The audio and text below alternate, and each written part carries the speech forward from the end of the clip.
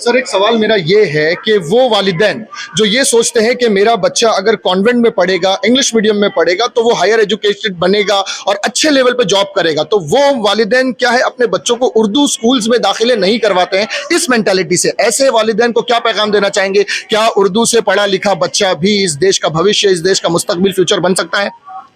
یہ آپ کا بہت عمدہ سوال ہے۔ اس سوال کے دو جواب ہیں۔ پہلا جواب یہ ہے کہ ذمہ داری جو والدین پر ہے وہ یہ ہے کہ ان کو یہ رسک لینا چاہیے، بچوں کو جو ہے آپ کے اردو میڈیم وغیرہ میں پڑھانا چاہیے، لیکن یہ حکومت کا بھی فرض ہے، یہ معاشرے کا بھی فرض ہے، یہ ہمارے جامعے کا بھی فرض ہے کہ ان کے لیے روٹی اور روزگار کا بندوبست کرے۔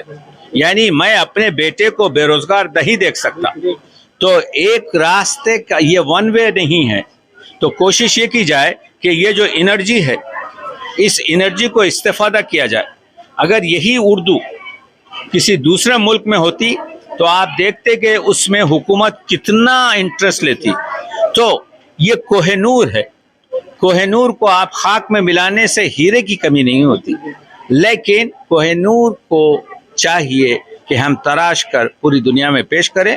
تو آپ کا سوال کا جواب، والدین کو چاہیے کہ وہ ہمت نہ ہارے، حکومت کو چاہیے اپنا فرض نبھائیں اور ان کو روٹی روزگار کے مواقع فراہم کریں۔